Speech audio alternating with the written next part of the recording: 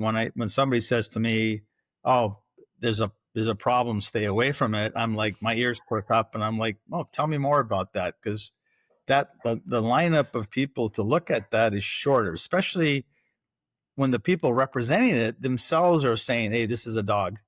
Like, oh, wait a second, you're trying to sell this, you're telling me it's a dog? That means the lineup for people to look at that opportunity is less. And if you're able to come to the table with a fresh look at it. The problem with that, I find, is that when I see an opportunity, not everybody does. But like what I've always said is, if everybody saw it, then it wouldn't be an opportunity. Professionals from coast to coast, as well as the service providers that serve the real estate investing industry. Our goal is simple: share what's working now to help you improve and scale your business to the next level and meet the pros that can help you get there.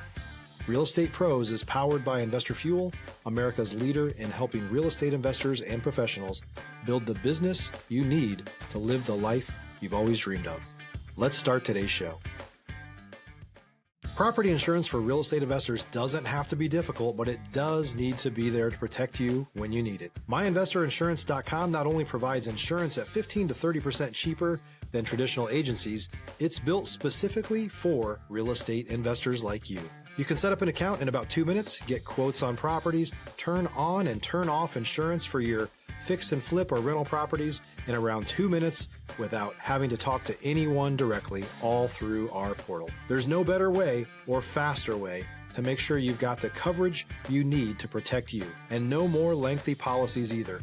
Once you're set up, you're billed monthly and prorated by the day for however long your policy is active. It's powered by MSI, the third largest independent MGA, with 1.5 million customers and more than $1 billion in cumulative premiums written. Get set up today in about 2 minutes at myinvestorinsurance.com/fuel. Hello, everyone. Hello. Welcome to the Real Estate Pros podcast. I am your host, Q Edmonds, and I'm excited. I say it all the time, and I mean it. I'm excited, though. I'm excited because I got somebody here today who's been 35 years of experience, right? 35 years of experience, but just not in just one thing. We talk about in developing, being a developer, being an investor, being an operator, like being experiencing construction. I mean, this guy, he's just a wealth full of knowledge. And so I am so happy to bring on today Mr. Fab Lucchese. How are you today, sir? I'm wonderful, Q. Pleasure to be here this morning with you.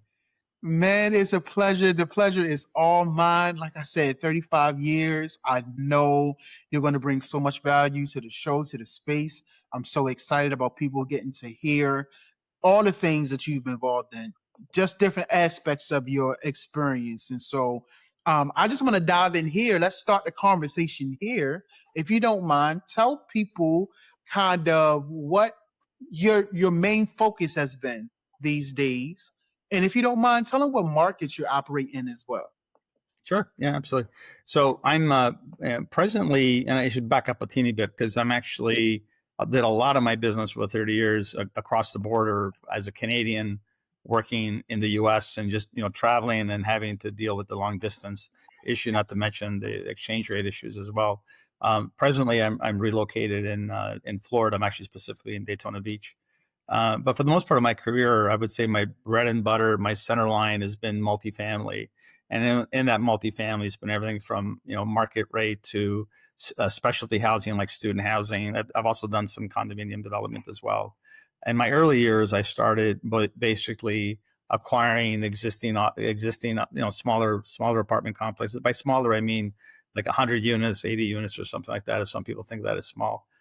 And then slowly, as I developed on that side, those were mostly repositioning and so on, which I really still like that part of the business. But those opportunities don't seem to be as apparent as they used to be. These repositioning plays and adding upgrades and trying to take an 80s vintage multifamily and doing those things. And I'm finding a lot of people are getting into trouble in that space by over improving these things, thinking that, I spend $10,000 redoing an apartment unit when they really only have to spend $2,500, thinking that the rent's going to be higher. And that's one of the opportunities I'm seeing is a lot of these apartments that were.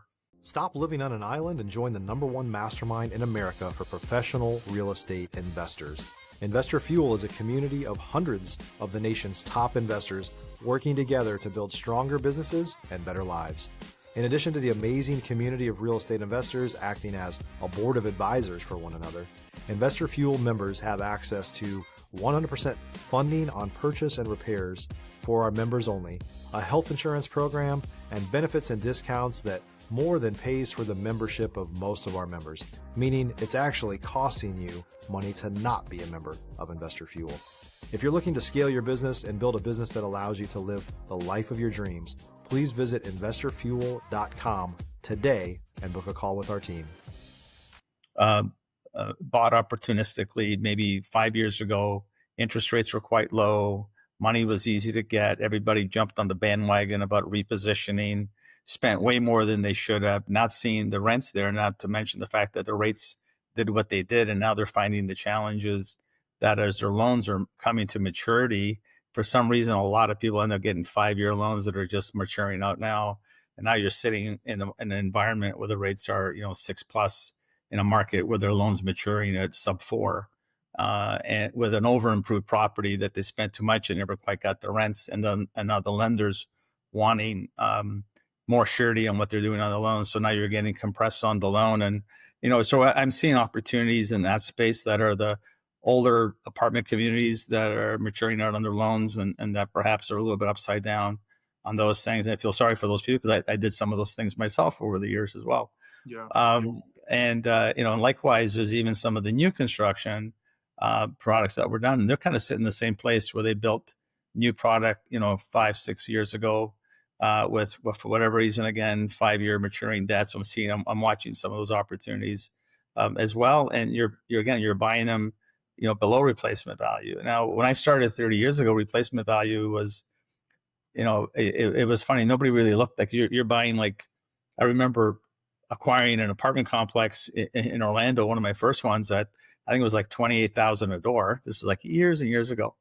And replacement would have been at the time probably about $60,000-65,000. So the delta between older product and replacement was huge. And everybody said, yeah, but replacement, you're not going to replace 80s vintage, but the income is the income. They weren't really trading. The rents were not that much lower than the new product, maybe from cost and so on. But now the delta between an older product and a brand new is starting now to slip away because nobody's building. The cost to build now is enormous for new construction. It's just crazy. So going back, so now everybody's going building because the financing was there, the rates were low and so on. And now people are trading back to looking at existing inventory that they can buy at a discount to replacement value. And replacement value seems to mean more today than it did 30 years ago, when I started that. So I think, in the multifamily space, I think those are opportunities. I also see the big demand in the rental side on people that are really want to live in a home because they have a family, they want a fresh air front door, and they want a private backyard. So that way we've seen a lot of the built for rent, the BTR industry kind of really pop up a lot. And we've seen things now that mutated from conventional a single family type community to kind of like a hybrid apartment where the individual residences live like an apartment in the sense that they're in a cluster. They don't have their own garage. They have garages, but not their own garage. And you basically park and walk to your unit, but your unit now it's got a fresh air front door and a private backyard, but it's in a cluster environment. So it's kind of like a hybrid. And I think that market, that type of a product might is going to be somewhat challenged when those people really want to be in a home. I think as rates drop, those people are going to leave and want to be in a home where they actually own it. Whereas the developers that did the BTR, that's more conventional single family, with the idea that one day I might sell it off individually with individual, fee simple lots. I think those might do well. But if I lived in an apartment, I'd want to live in a place where I don't have somebody above me and below me if I could afford it. Affordability. So I think that's, there's opportunities coming down the pike with that as well too. And going back to the cost of development, I think finding new ways to build things, I think make a lot of sense. We've seen some new technologies coming out that, whether they're panelized systems or SIP panels, structural. If you're looking for consistent, high-quality leads, look no further than Investor Machine. Investor Machine isn't just another agency. It's the most sophisticated, data-driven lead generation company on the planet for real estate investors, and serves the role of being not just a lead generator for your business, but a marketing partner that is helping you achieve your goals along the way. Go to investormachine.com to learn more and schedule a call with our team today.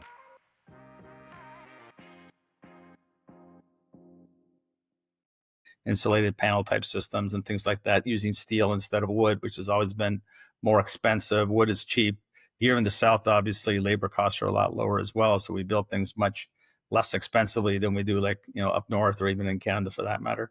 So I think finding opportunities using new technologies, because I've always said construction is still for the most part, a technology that's 150 years old. We're just using power tools now. And it used to be very more efficient to build, and nowadays we have a lot more red tape and compliance issues and administrative issues we have to deal with, and things take longer to build now than they did even 20 years ago, because as soon as you have a lot more of those sorts of things and requirements, and that shouldn't be the case. Out of all the industries, everything, if we were building cars today the way we did 30 years ago, the car would cost you $500,000 today, but everything got more efficient. Technology took advantage, and I think in construction and development, I think that's been left behind. I think there's a lot of room to find better ways to do that. And I think when those things start to come, and there's plenty of new concepts. We've seen that 3D printing homes. I see D.R. Horton's doing a site in Texas, all 3D printed homes. And they cost a little bit more, but those technologies, once they get up and going, they actually end up in the long run having a better product that lasts longer and costs a little bit less and make it more affordable for the end user. Absolutely. I love it. I love just how you just, was talking about just the things that's changing, right? The things that's changing, how things are looking different with the construction, with these new properties, what's going in, the materials that they're using. Things are forever changing, and I just love, your insight on it. But I would love to know this: when things are forever changing, sometimes the climate is not easy within the climate that we're in. So what keeps you motivated? What keeps your engines kind of running smoothly, and your mind running smoothly when you look at the things that are changing around you? That's not that easy to answer. I'm always looking at one thing I do that I assume everybody does, but I guess not everybody does. I look at things differently than a lot of other people. So, when I see challenges, I look at them more as opportunities, because if you can solve that opportunity, everybody easy to gravitate to the low hanging fruit and the pretty stuff. And, and I'm not that guy. I don't gravitate when somebody says it's pretty, it's nice, it's making money, it's perfect, lovely. I stay away from that stuff. When I see somebody that says, hey, I have a situation, I'm trying to, maybe perhaps you're repurposing a building into some other use, like a hotel to residential. A lot of people have done that, or self-storage, those sorts of things. And sometimes the challenges are even from a business point of view, not just a physical asset. So I get excited.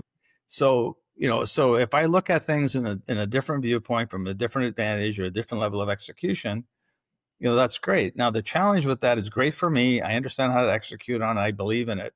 People will try to talk you out of it sometimes. And I think that's a big part of the challenge of being entrepreneurial in the space, is that sometimes you got to stick to your guns. If you believe in something and you feel you can execute it, don't let everybody just talk you out of it. Listen to them, obviously, in case you learn something, you miss something. I would love to be challenged as well. I really do, because I want to make sure they try to talk me out of it. If you can talk me out of it, great. I want to try to get talked out of it, so to speak, but I want to believe that what I'm doing is the right thing. If I believe in it, I see it, it gets done.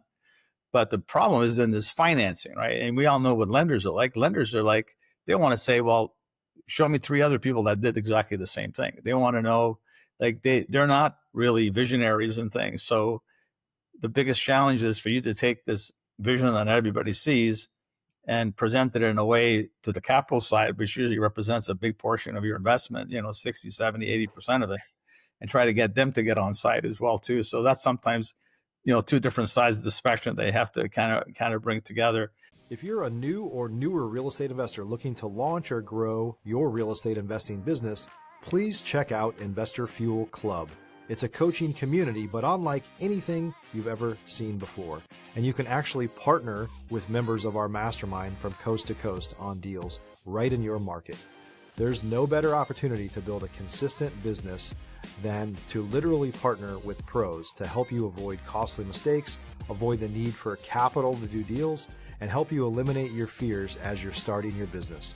Learn more about Investor Fuel Club at investorfuel.com/club. And so I like those challenges. I like those opportunities to kind of put something together, because I realize if I'm able to put those, a great opportunity and wrap it around with some good capital structure, and then maybe bring investors to buy into the vision. And now they're buying into me, because on the execution side, I think I got the perfect recipe. And like I've told, people have asked me, why am I in by the way, I love doing business in the U.S. And there's certain parts in the U.S. that I think are easier for me to work in, like in the southern states. But I come from an environment in Canada, and I'm not poo-pooing Canada in any way, but it's difficult to do things in that environment, because there's not a lot of things that trade. The mentality of people there are not necessarily all entrepreneurial minded. There's a few that do the majority of the business, and it's hard to kind of get into it. But in this environment, I find myself, and maybe again, just the way I look at things, there's a lot of opportunities, lots of things happening, especially in the South. We have a lot of long distance investors that buy things. They come in, they make a little bit of money. Maybe they're a doctor. They come in, they figure, okay, now I want to be a real estate investor. They hire all the wrong people, and they get into trouble. And I think there's always opportunities. If you keep your ear to the ground, talk to the right people, opportunities come to you.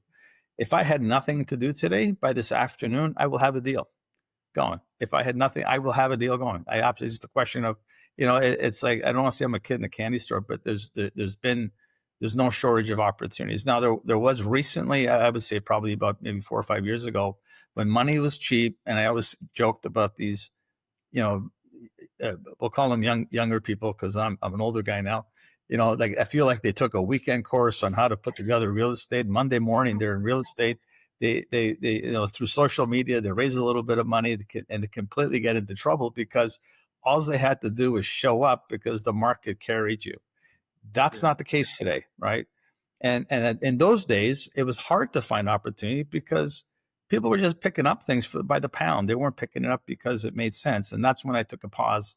And that's why today I've liquidated all the multifamily stuff, because some of those people picked it up. Now, some of those things I sold, I can buy them back today at a discount. The majority of them are, if somebody wants to pay a premium, I'm a seller, because there's no shortage of opportunities that I can create. It's just a question of getting the right market, the right product, and the right things, and maybe gearing more towards those situations, which I kind of really like.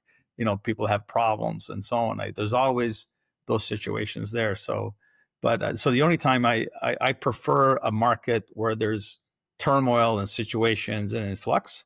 I think when you're riding up the market is a good time to maybe be liquidating, selling, and being mindful of that. Also, being a long-term holder, if you have multifamily long-term, I think you do really, really well. But that's a different kind of a mindset to have. Say, like, I don't care what the market does.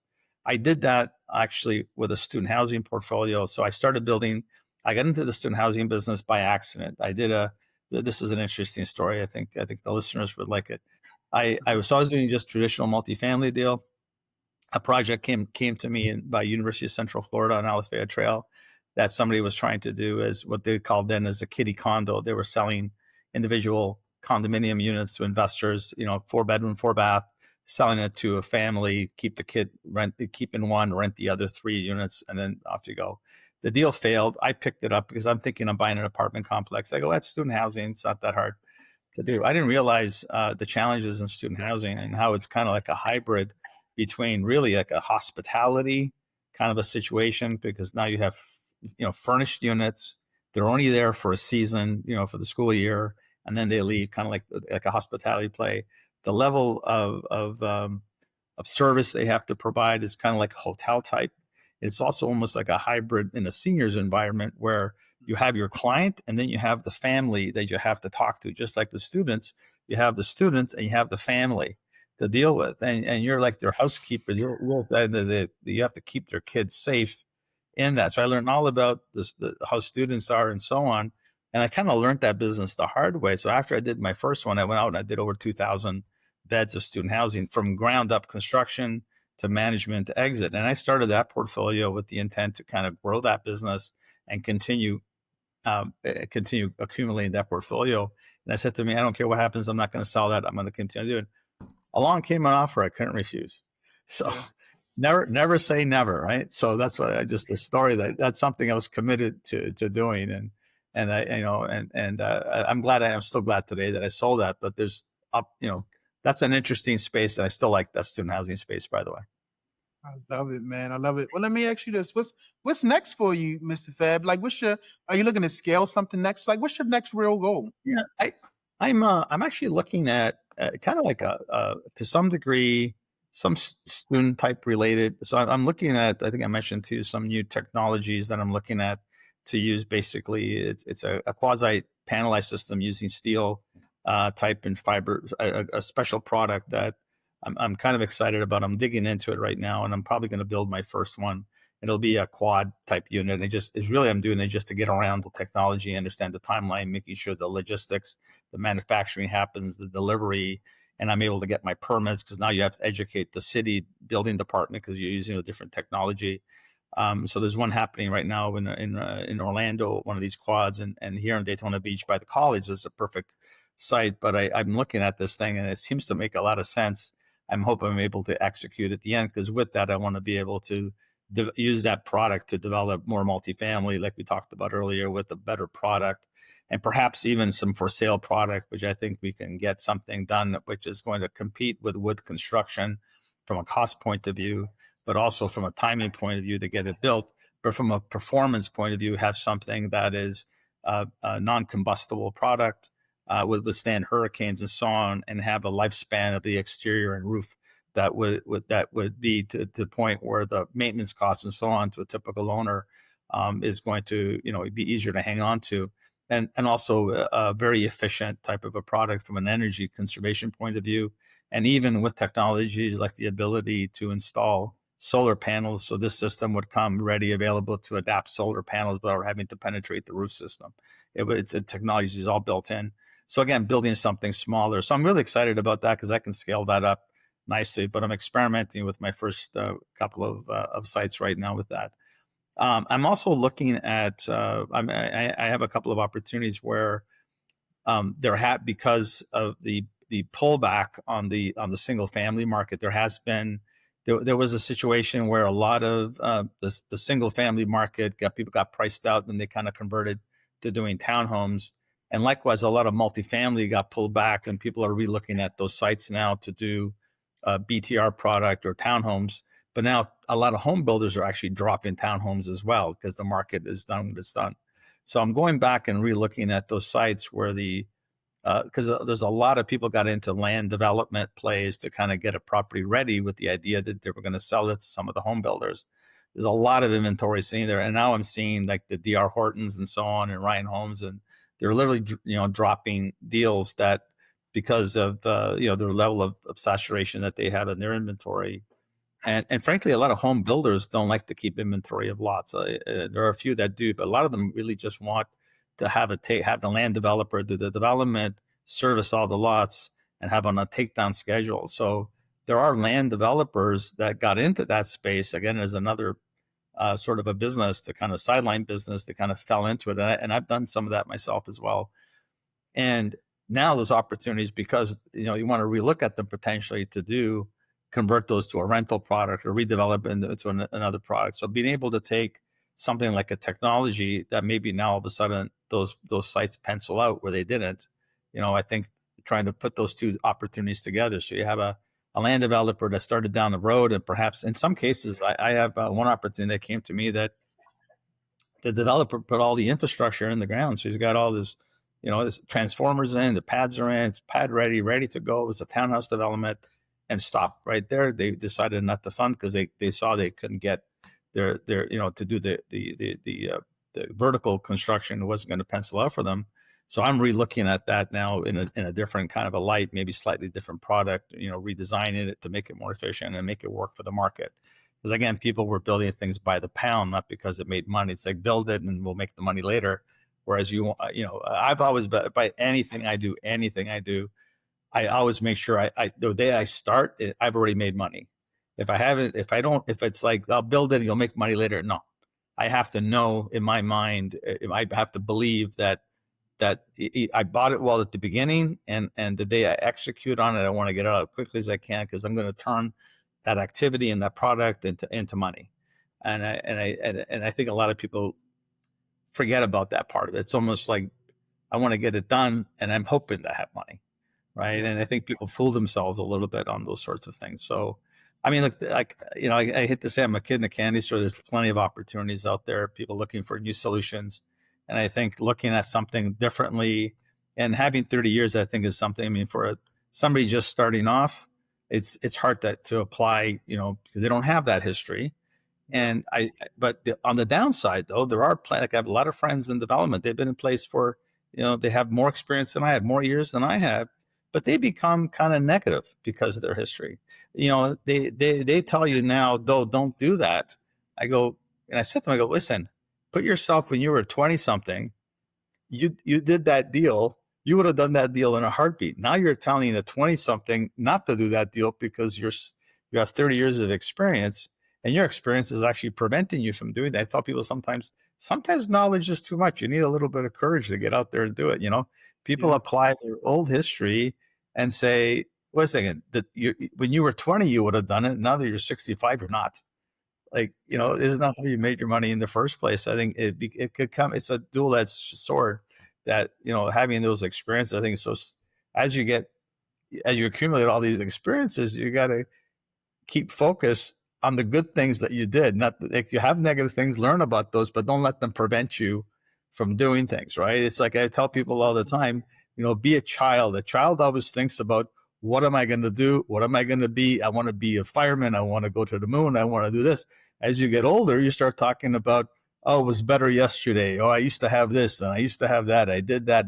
And I think as you just like with the development, you focus too much on the negative historically and not the positive going forward. So I think that's I think everyone that it's at any business whatsoever, to stay focused and positive, I think, and that's just a general skill set to have as a human being, as a person, as a business person, business minded, I think is important. And I think one way to do this is surround yourself with people just starting off. And one of I get a lot of, I'm excited to talk to somebody just starting off. I'll take the time to tell them, not to tell them the negative things, but tell them how they look at things and believing in what they're doing and so on. So having a fresh young mindset to kind of be beside or help or mentor or whatever, to me is exciting.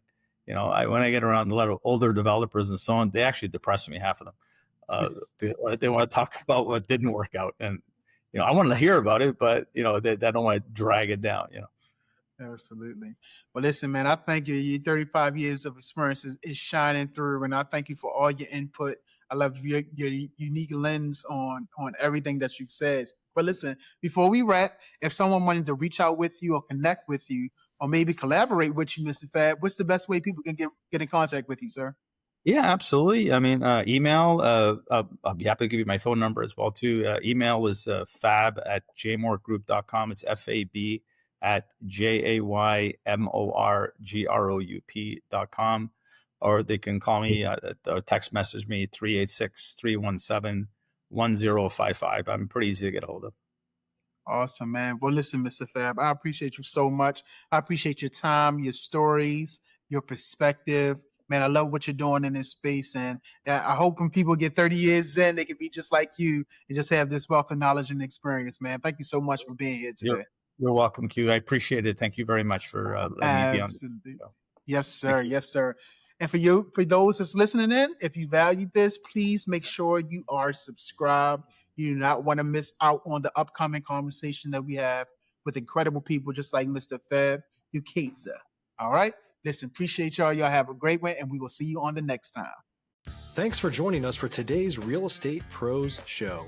You can learn more about the amazing benefits of the Investor Fuel Mastermind community, including surrounding yourself with hundreds of other rock stars, 100% financing for your deals, and members-only discounts from vendors you're likely already using that, as a member of Investor Fuel, will save you more than the cost of your membership. Visit investorfuel.com to learn more. If you're interested in joining us as a guest of this show, please visit investorfuel.com/pros to apply. You can also check the show notes for access to free resources, how to get access to world-class lead generation, and much more. Don't forget to subscribe so you never miss another episode. Have a great day. We'll see you on the next show.